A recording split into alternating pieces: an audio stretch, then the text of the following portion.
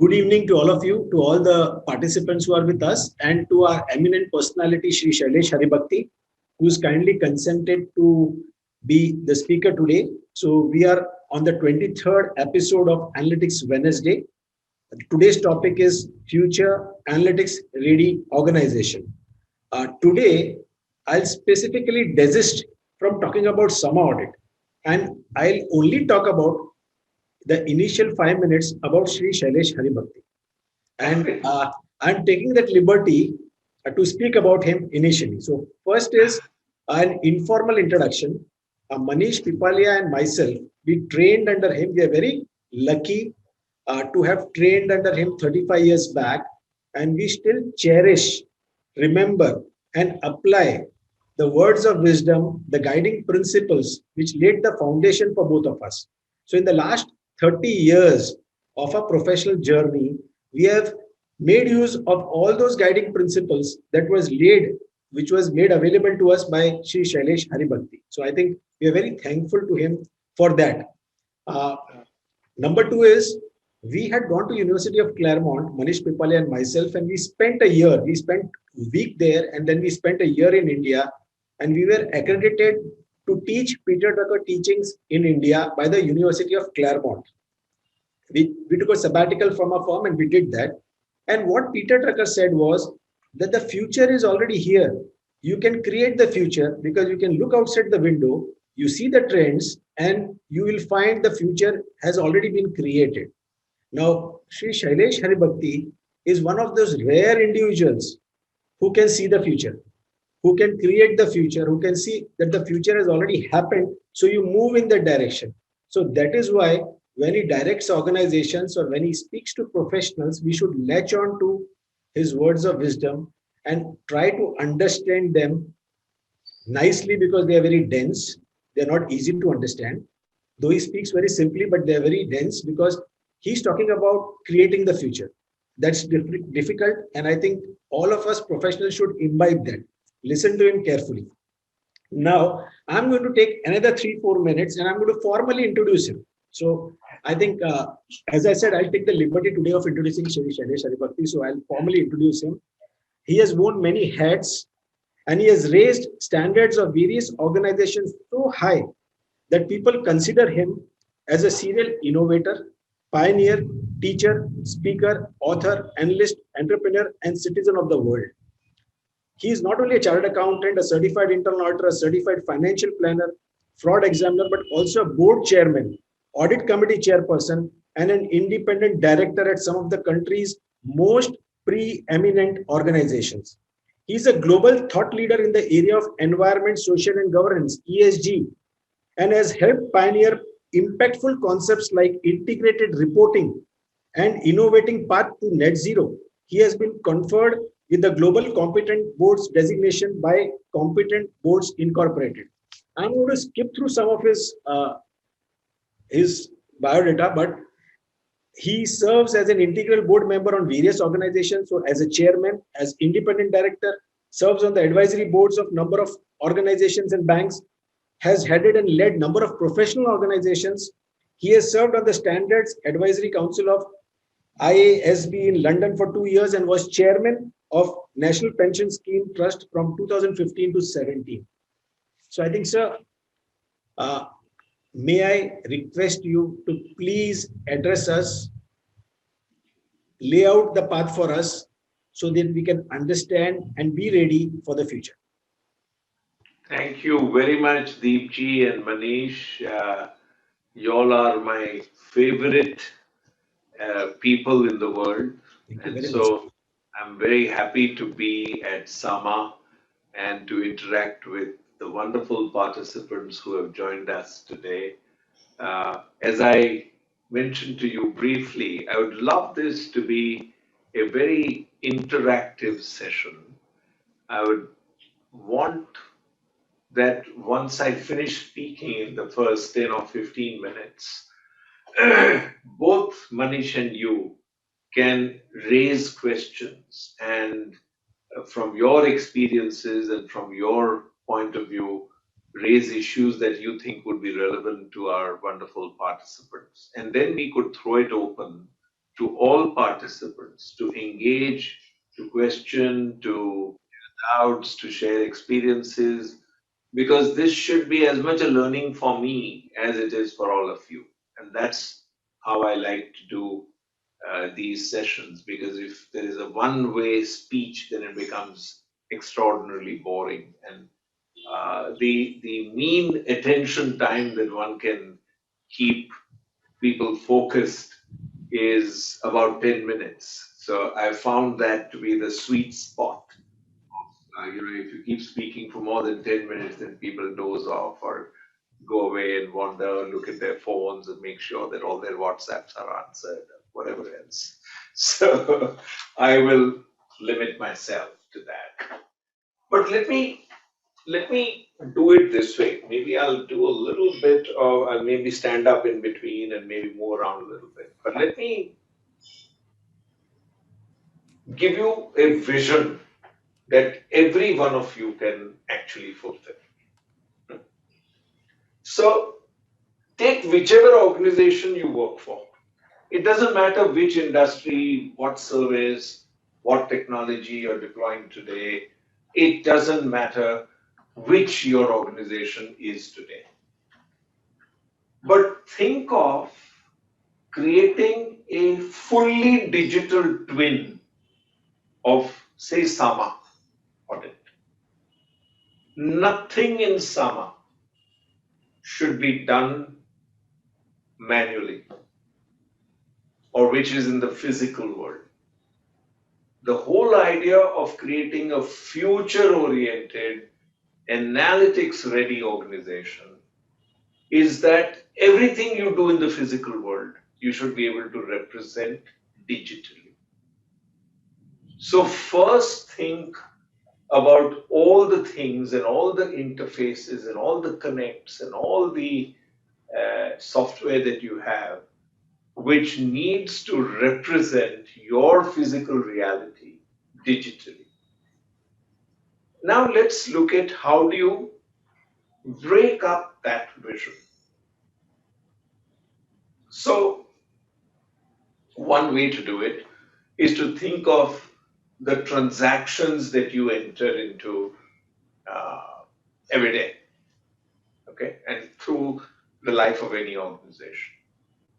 So think about selling and receiving money, right? If you sell something, you do it because there's a price, there's a customer, and you need to get the money for what you have sold. How do you digitize this interaction? Totally. Absolutely no physical intervention, if you want, in the interaction between you and your supplier and your customer. So think about how will you get there. First, you'll have to identify every customer of yours. Label that customer in a manner that everything that you can learn from the interaction that that customer has with either you or your competitor, from whom they may have a wallet share strategy, or who are buying alternative products or services from others. And you map every one of those customers' footprint, if you like. And then you look at what kind of insights can you get from this digital data, which will enable you to understand deeply your customers' motivations, your customers' behavior. Ultimately, it's all about behavior. Astonishingly, the world went to e-commerce at one stage. It was almost 100% e-commerce when everything was locked down. So everything became e-commerce. So there was no other way that you could buy. So people used a lot of arbitrage in doing a few things physically. So what would happen is that the supplier would leave the product or the newspaper or whatever else at your gate, and then the watchman would bring it physically. They didn't know where to keep it, so a lot of things got mixed up, and not everybody labels for whom that product is, and not everybody has a connect with it through the phone lines to make sure that as soon as a delivery is made, the intimation goes and somebody goes down to pick it up. So there was huge confusion. I know this from my experiences at Bennett Coleman, my experiences in future retail, everywhere. There was a massive switch suddenly to interacting digitally for everything. You make a phone call, somebody at the other end should understand who you are. Often there was a problem of identifying कौन से phone number से identify करें, क्या करें. There was a huge confusion. But then it became better and better until it became part of your behavior. And so you started leaving your digital footprint in a manner that you had never done before. And you got familiar with techniques and with ideas that facilitated your existence, your life. Life depends on it. Medicines, you need to get home, you need to get food, you need to get all your daily requirements, you need to get your sanitary requirements catered for, you need everything which had to be supplied somehow, contactless, touchless, safe manner. And so it became absolutely necessary to map everything that your customer actually does. And from there, the smart grocers and the smart last mile suppliers of retail stuff began to realize that there is a behavior pattern in ordering, there's a behavior pattern in payment, there's a behavior pattern in receiving. And that is how the whole interaction became, although it was still not physical. But now think about what can happen if you fully digitalize this whole chain. Okay. So imagine that your grocer, who is maybe in no more than half of a long distance away from your home, is able to place your order on a conveyor which starts from his retail outlet and moves to your building. And then there is an elevator which is for product and services, not services, but product and accompaniments to actually be delivered to the right floor in your building. You will see this in many modern hospitals, Harkishan Das, Reliance Harkishan Das being one example, where touchlessly everything is moved from one level to another in an organized, digitally controlled, fully automated manner, no human touch. So it lands up where it is supposed to be.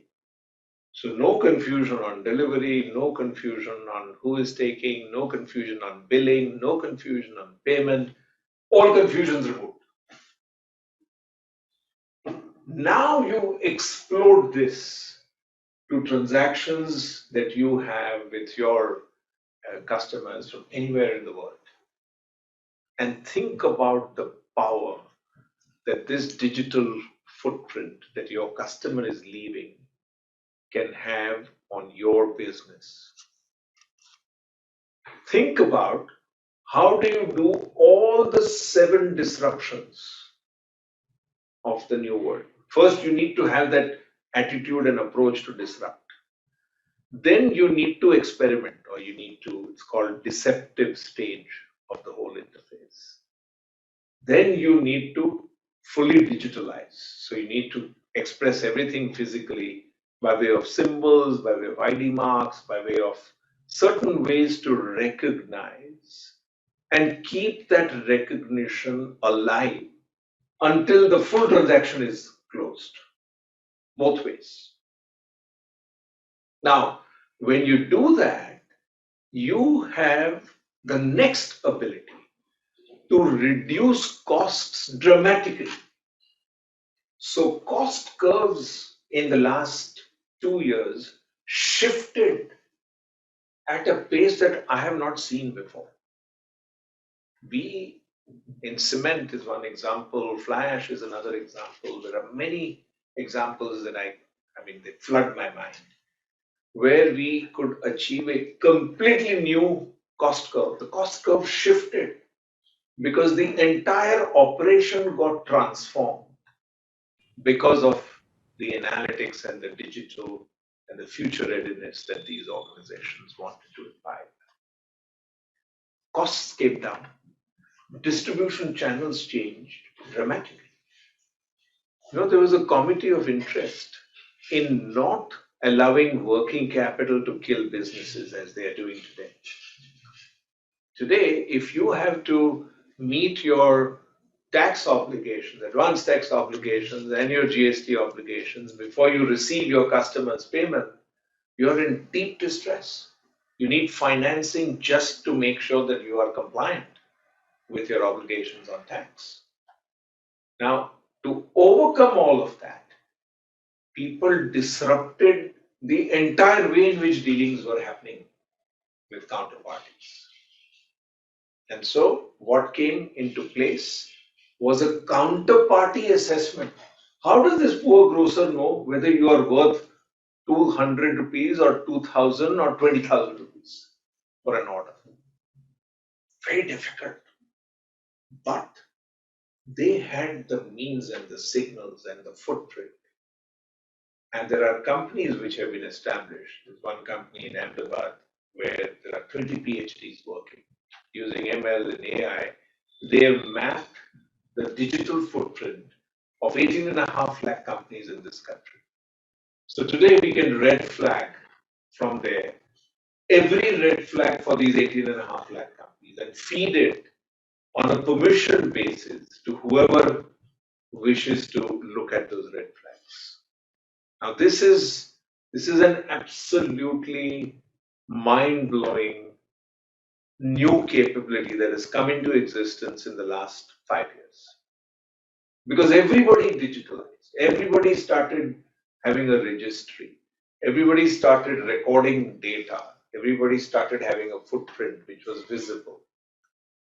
And once that got captured, the sales and cash receipts got completely disrupted. Rural India, at L&T Finance Holdings, for example, we switched at a dramatic pace in the last 2 years to all transactions being effected digitally. Now you replicate, and how did we do this? Rural people, no phones of the kind that we are using. They had only functional phones. And even for them, it became a matter of pride, a matter of inclusion, a matter of participating in the digital world to be able to transact digitally. No touch of cash. People were actually at some point fearful of touching currency notes. So we had to overcome that kind of basic issue in order to make L&T Finance future ready in terms of analytics. And then we found that if we can map every customer, if we can map their movements, we can map their home, we can map where they are, we can map who their neighbors are, we can map the way that they form self-help groups. We mapped everything. And once we started mapping all of this and had it digitally, so we could analyze it. What pattern should my man or woman follow if they had to go on a collection round or a reminder round or on a disbursement round? And could that physical interaction be substituted when people were fearful of meeting almost anybody else. And certainly many people were fearful of actually going out in the field. We know we've lived through those experiences. So how do you do all of this digitally? And therefore they had to get used to or attuned to that whole interface happening digitally over a phone line. And we did many things. We put up local Wi-Fi boosters, we put up um, dongles, we put up enabling internet access across the length and breadth of our area of operation. And that's what made cash redundant. It's a great statistic for all of us to know that India has the largest number of settled, successfully digital transactions which people save today in the whole world. There's no other economy on earth which has the quality of infrastructure that we have through the UPI and through all the other interfaces that we have been able to put together. Now move to your other set of transactions, purchases and cash disbursements. All of that can be mapped. There are databases today of who is selling a particular product from anywhere in the world.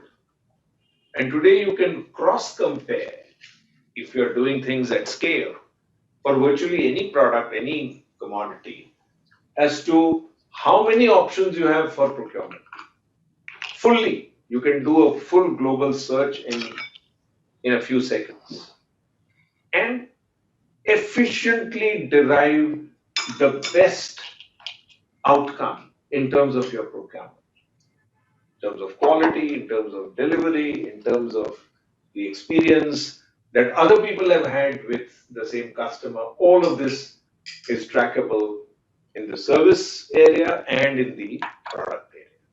And it is particularly interesting how services have been transformed. All of us have begun to look at what other customers are saying about a restaurant before we go there. And we need to have absolutely up-to-date input on what is the rating by customers of that restaurant before we walk into it. It was never before the case. And I'm pointing this out because it has a dual impact. The whole world is going to influence you to go digital and go completely analytical. And you are going to leave footprints which is going to enable the world to become digital. So it's going to work as a great handshake between the people who are actually digitalizing and are wanting to make sure that the record of what you did becomes usable for inciting. Now, this is very critical. Even when the privacy laws come on, and even when you want to say that I want you to forget me for this period of time, and there should be systems that should enable that. Digital technology will enable you to actually fulfill your obligations under privacy laws, just as they enable fakes to be created, and just as they enable the wrong propositioning to happen, the reverse is also possible. And this is a very big insight that all of us should carry in the work that we do. And then you move into acquisition of fixed assets. What is the biggest challenge the world faces today? Some assets have actually become redundant. They cannot be used. Some of them are stranded because the basic motive power and the fuel that you need to use to run them has become dirty and is unacceptable from an ESG standpoint. So the world has potentially over $1 trillion of stranded assets, which need to be put to fresh use. Now I'm giving you the macro view, but there is also a micro issue. You may have your own asset base that you need to analyze for such stranding and such redundancy. And you need to plan for replacing it. And you need to plan for making sure that you can use these assets optimally. So the whole way in which you look at data has changed. What has happened? Quadrillions of data sets are getting generated by every interaction that any two processes have with each other. And therefore, to be able to capture it, you cannot use your old means that we have all been doing all our lives. Data entry, it has become obsolete. You need to create a way to capture data sets intelligently in a low code, no code software development mode, which will enable you to create these interfaces and capture the data sets that are being generated naturally by the interaction. Machine to machine, machine to human, human to human, all of these interrelationships need to be tracked. All these data, how much carbon footprint you're emitting, it all needs to be tracked. You can't sit and enter this data. Just imagine what a nightmare it would be. It's actually impossible. And therefore, every system is being geared by capturing these data sets as opposed to a data entry. And that's cleansing systems. And then what the world discovered is that you can create these pipes which are safe, which are large, which can have compressed data, encrypted data, safely moving data, which moves from one place to another. And it knows where to go because all that intelligence is built at source and is also built in the path, in the passage, and is also built into the actual downloading of that data. So public-private keys, encryption, blockchaining, and making sure that all of this happens in a safe, secure, swift, absolutely lightning manner has all been mastered. And now the path is to keep raising the capacity of your digital systems to actually take all of this in and make sense out of it. In the context in which you operate, in the disruptive technology world that you operate in, that is the wonderful change that has happened, at least in me, at a scale that I had not imagined in 2020. I personally spent 1,500 hours in just simply going into the depth of sustainability and technology. And actually, it's when you think of human behavior, it's more about spirituality. And unless you can join all three together, you simply can't conceptualize how you will interface with the new world. Just imagine rural India, where all these rural folk are doing all their transactions digitally. What a mindset change it needs. What a behavioral change it needs. How much trust, how much faith, how much new sense it takes to enable, empower, to do all of that. And what level of investment is just left for all of us to imagine. But all this is happening as we speak. And my way of doing this is imagine your digital twin. Write out the whole story of how your digital twin will be.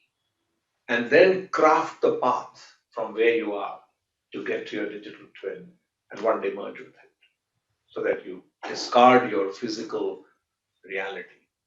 But just to complete all the disruption, the Ds, the 7 Ds.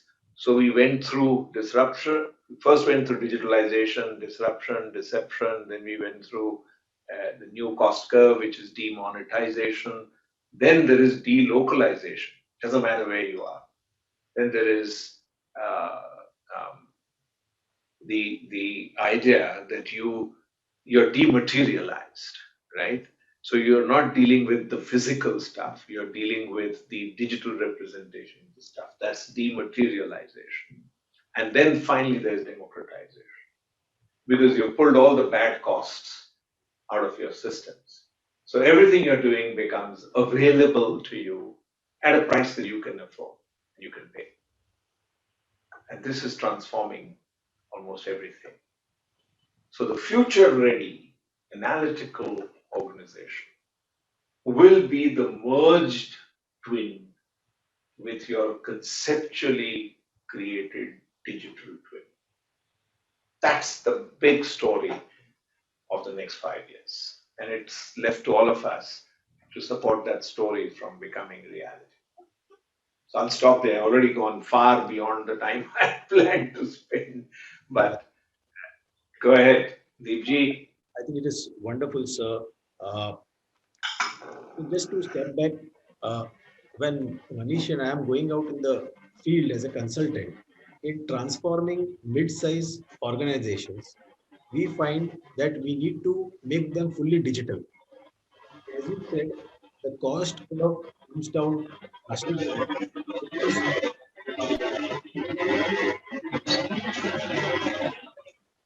you understand what's happening in the market and everything is available to everyone. So there are two questions, two things in our mind. One is for the organization, uh, who should be the champion? Because how do you make it happen? Because the pace of change is very slow in organizations.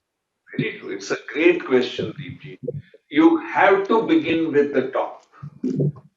The whole thrust towards digitalization has to emerge from the final accountable person. So I believe that digitalization works best when it is the under the championship of the CEO. That is critical. Then, of course, the person will go out and find collaborators, partners, and people who will assist, and there will be a whole range of people who will have to work hard to get there. But it has to be owned by the CEO.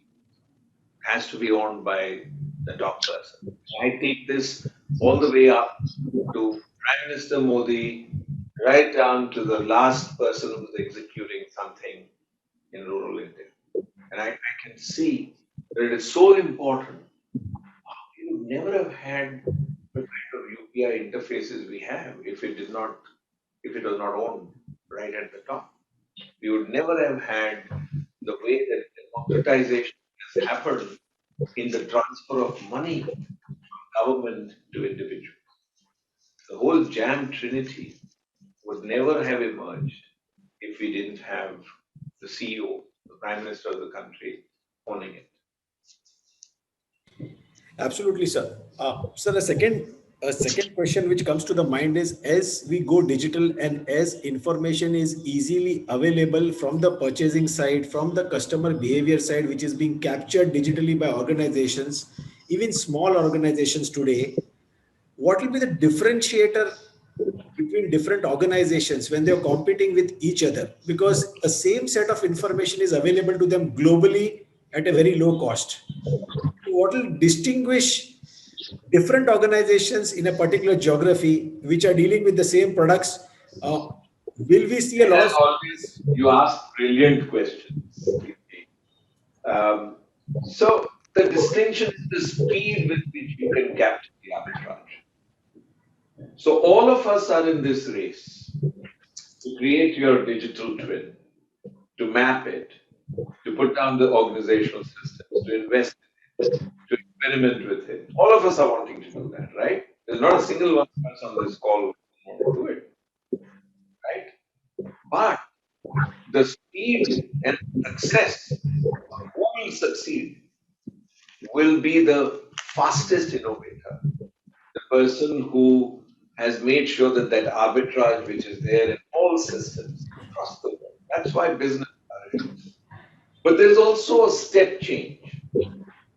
So when technology comes out and just gives you a wow, for example, let me give you examples of three technologies which are dramatic innovations. Okay. So in 5 years, the world may not need to kill a single animal for food ever. Why? Because California permitted the sale of artificially produced eggs about 18 months, and Singapore permitted artificially produced meat to be sold from grocery shops in Singapore last year. Now, what dramatic innovation! You can take the DNA of the animal, you can understand the entire stem cell that you need to put together this, this animal, or at least the texture of the meat. You can grow it in a petri dish, then you can put it into a production environment and replicate this whole thing. You can also do it through artificial wombs, surrogacy, through full term growth of the full animal without killing an animal, right from DNA strains. Now, this technology is getting perfected. Or take the other technology, which is absolutely fascinating, changing the world: 3D printed homes. Today in Mexico, homes are being built in 1 week, tailor made to the needs of a family at a cost which is totally affordable. $10,000 में एक घर मिल रहा है. In India, what we have, you can give a rural home for less than the per capita recognized income of our people. 1 lakh रुपए में घर. This is another technology which is really taking the world by storm. And what to speak of machine learning, which has now made code completely redundant. And think of what will happen when we actually master quantum computing. The speed, accuracy, and simulation capability of quantum processes and algos is so multifold of what we are doing today that we can imagine completely new insights coming when we deploy quantum computing in accounting and auditing, for example. So these are all new technologies, and there is a step change and an arbitrage and a process and a time, and different people will react to it differently, and innovation cycles.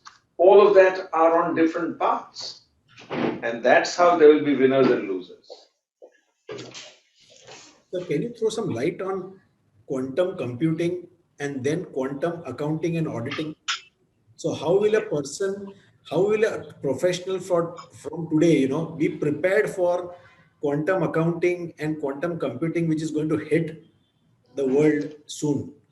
So how does a professional take the steps? What are the steps a professional should be taking today to be prepared for that? So remember 3 words, okay? Outsource as much as you can, right? So don't do your accounting in house. Let your banker do your accounting. ICICI Bank is the first bank which has put up its hand and said, don't do bank reconciliations ever. We'll do your accounting, it'll be accurate, it'll be fed back to you, you'll get a report whenever you want. It's all automated, it's all running in an engine, but that can be done only for routine transactions. But the minute you need judgment processes to be processed, so let's say there is a derivative that you have, or there is a option that you need to price, or there is a inventory that you need to value, or a receivable against which you need to make a provision. For that, you'll need to write algos. What will the algo consist of? It will consist of all the variables that you as a human being have been able to discover in your entire history so far. It'll capture all of them. When you are making a decision to value a particular piece of inventory, what all do you do? So it will capture that whole intelligence and embed it in the algo. So then what will happen is you will deploy this algo, which will, through quantum computing, enable you to compute the judgment part of your process. So there are only two processes. One, there are routine data processes, which you should outsource to your bank. Then there are judgmental processes. But most important key to unlocking quantum is to capture data sets as they arise. So we have various faculties, right? We can speak, we can smell, we can hear, we can use our hands. All of that is now going to be automated, and data sets as they emerge will get captured, move into these quantum uh, systems. And they could be set up as blockchain, they could be set up as large systems which connect the big boy to the small boy. And that is the biggest insight that we need to take away from what we are discussing today. That the big boy must feel that the small boy's enhanced IT capability is going to be a cost saver to him or her. That is the crucial insight that the world must capture. That's the mindset change. We need to collaborate because through collaboration, we will all win and we'll all win big. Uh, Sir, just stepping back from technology, as we go across to organizations across the country, and when we talk about transforming organizations, digitizing transactions, maybe bill passing gets done at the factory itself, and only the judgmental part is to be done by accountants, and account it gets posted in SAP systems or Oracle systems or Navision systems or whatever ERP you have. So we are witnessing that happening across the country in even mid-sized organizations. Now, what we see is that maybe you had 12 accountants earlier for a 100 crore organization, and for a 1,000 crore organization, now the same organization, you still have only 10 accountants, and they still go home at 5:36. Earlier, they used to sit up to 10 o'clock in the night. So what we're witnessing is with less people, very small force, you are able to do multiple transactions, expansion, and so on. So with such a large population, how do you reskill the large accounting population that we have? And because everybody is not going to get onto the bandwagon of quantum computing or digitization or adopting technology easily. So what is the way out for a large country like India? There is, you've asked again a brilliant question because think about the time when horse carriages were the only means of transport. And think of what disruption happened to the world as the automobile came in. Did everybody become unemployed? No. They found different and better jobs to do. And don't forget that ultimately there is that option that if all the six disruptions that I talked about, the 7 Ds are all implemented, we could have a costless world. You could have a fully abundant, costless world where on your palm top you would produce whatever you need. And that would be enabled because that's the right way to go. So that's what the future holds up. So you see what has happened already. You see that there has been a complete reduction in population growth, even in our own country. Large portion of our population is purely on replacement basis today, pure replacement. The average, reproduction is 2.1, which is like, keeping the population intact, and that it'll soon start falling. In Europe, it's already started falling. In US, it's just about reaching that level. Japan is decimated in terms of population. People, countries like Spain and Portugal are depopulating. and they are having massive increases in per capita income and greater affordability, greater leisure. So all of these are arbitrages that are being worked out because of the impulse of what people see happening. The other big thing that is happening is if we don't heed the needs of ESG, we may not have life as we know it today everywhere that we know it. Because there will be mass migration as people try to either protect themselves from heat or protect themselves from locusts or protect themselves from the moves of nature which they can't suffer. What was habitable at one point can become inhabitable if you do not heed the need to save the planet. So all of these forces are working together to get us to a new platform. And we all need to get ready to embrace that new platform. That is really the important lesson that at least I have learned. Right, sir. So there's a question from one of the participants who's saying that it is possible for younger people to be aligned with new technology, ERP, etc. But he finds that it's difficult for older people to be molded into the new technology and a new way of doing things. So Absolutely disagree. My 92-year-old dad is using iPad and using all the latest internet and technology, and he learned it all perhaps at the age of 85. So there is no age at which people stop learning and adapting. More importantly, it's a question of adaptation. Why did everybody move to e-commerce? How did everybody move? किसको आता था Amazon पे order करना? आता ही नहीं था. सीख गए. Your mother today must be ordering on Amazon. How did that happen? Because adaptation. The greatest instinct of the human race is to adapt. Sir, there's a question. Is it possible to totally digitize government accounting and auditing? Are there any central Absolutely. I government? love that question.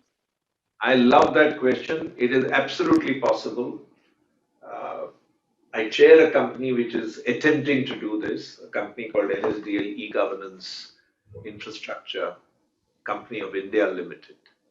So that company has set this as its task.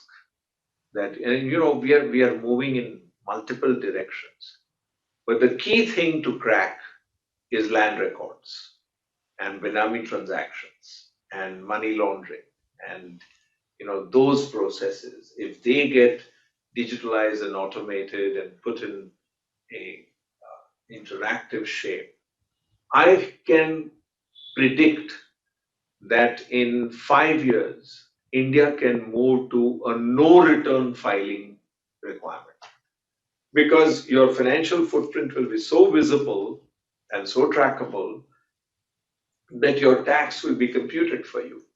You will not need legions of chartered accountants filing returns. You'll have to do something else.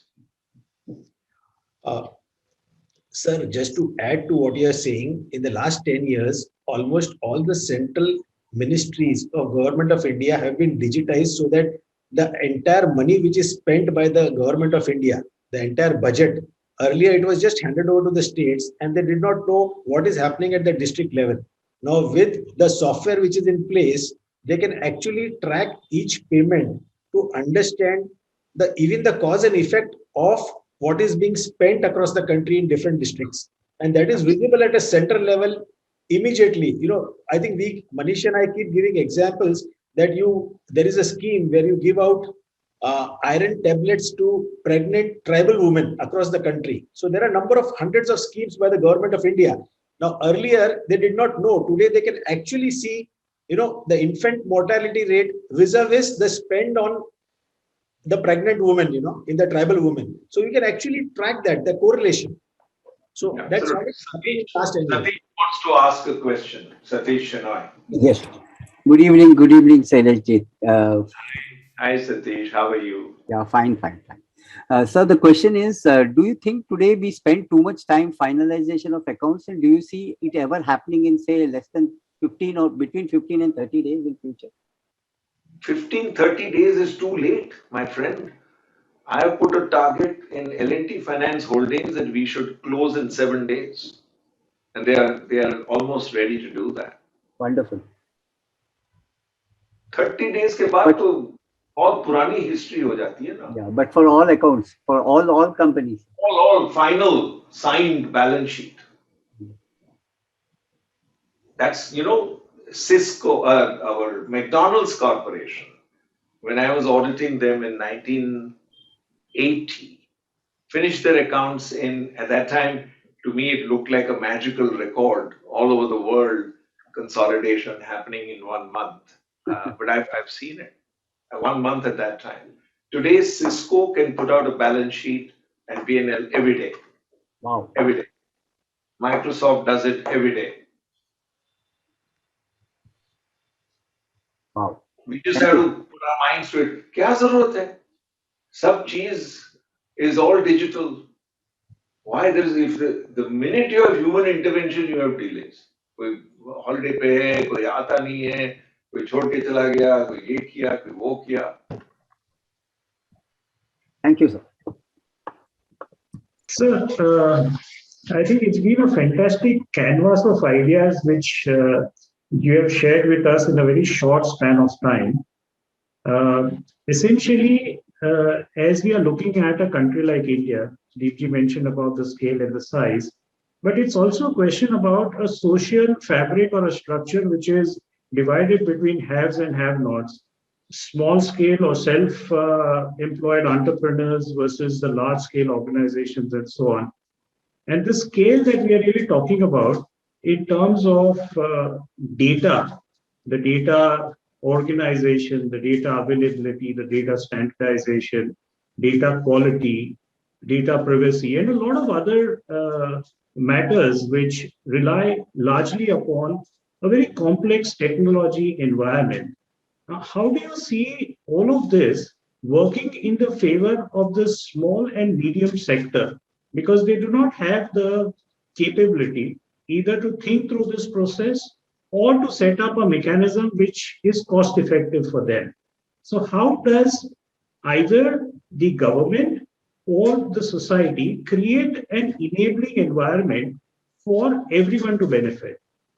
Great question, Manish. It's a democratization of this whole march of technology.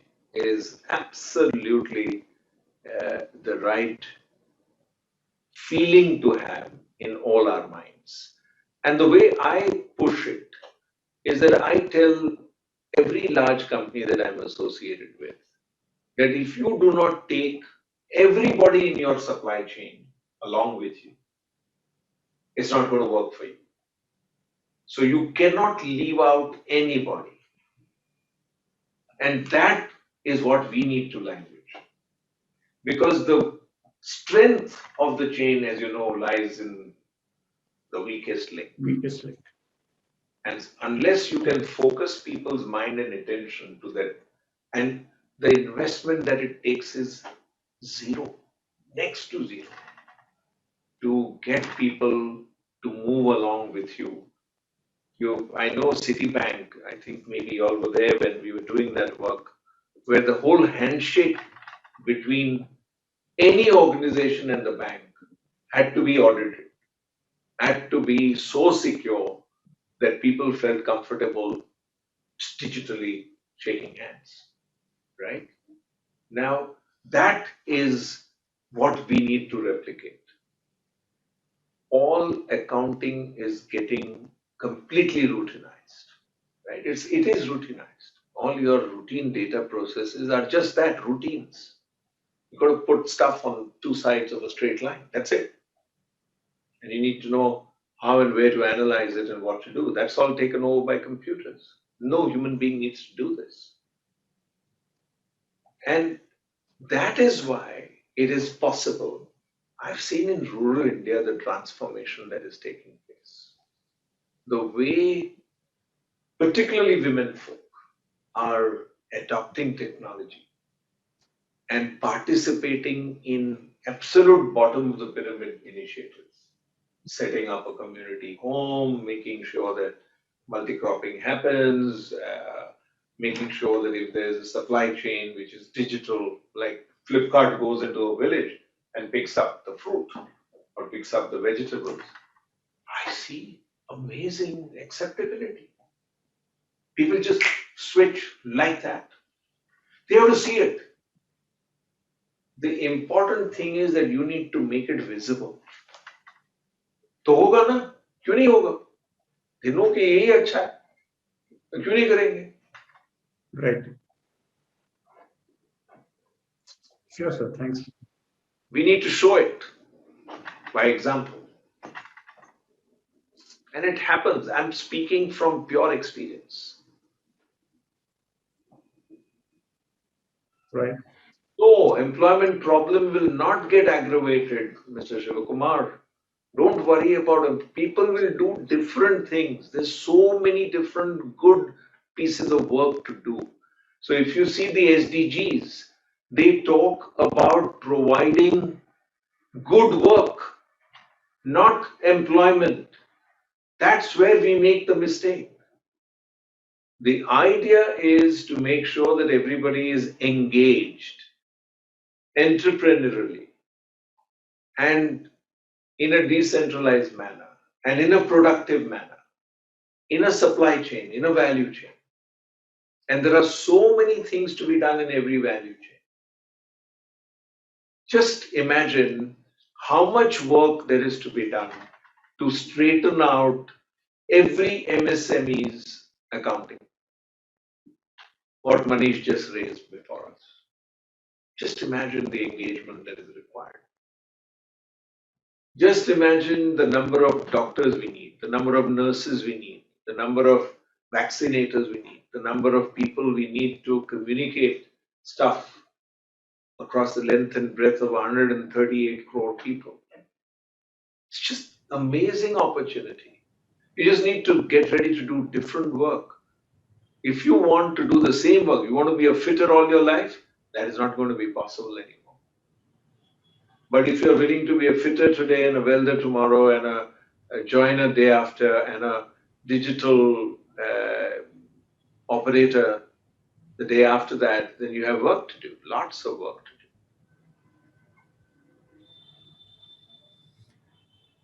I think that's the way forward. Yeah. Any questions, please, for the participants? We would be happy if any participants can take the next 5 minutes, maybe because sir is available. I just wanted to add a couple of things over here in terms of participant profile. So we've got Mr. Nagarajan and Mr. Jivan Kumar Chaudhary from ICT DRB. They are from Dhaka, and they are the internal oversight board over there, or rather the internal auditors. I think they are also participating today. And we've got Mr. Tagar from Turkey, who's also there on the participant list today. So I think it's been a quite interesting group and a representative group across. Yes, Manish, I think Mr. Shiv Kumar is from ISRO. So he's been regular in attending all the Analytic Wednesday programs. So I think we have got a very interesting group today. Any other questions, please?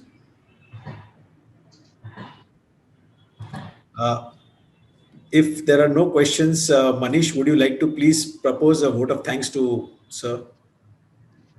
I think it's been an engaging 1 hour, I would say. So while there was a mention made earlier that 10 or 15 minutes is the attention span, but I'm sure that the last 1 hour entirely has been engaging, and the kind of ideas that have been presented to us today, I think it's like each of the idea has got a lot of scope for development, for work, and ensuring that not only corporates but society as a whole benefits from this process of future analytics ready organization.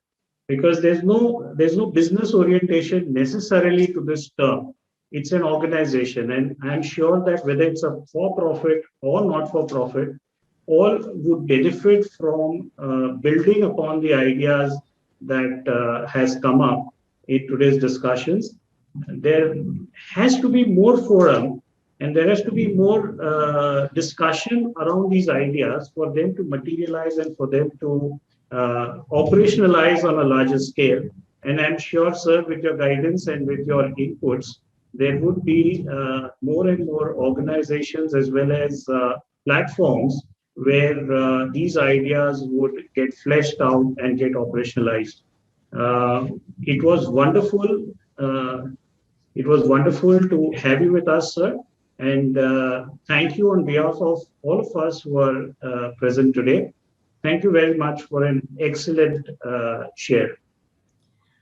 My pleasure. Thank you very much, sir. Thank you very much, sir. And just two words which I'm going to take away from today's presentation: create a digital twin of the organization where you go or of yourself. I think. Thank you very much. Thank you. Thank you. Bye-bye. Bye, everybody.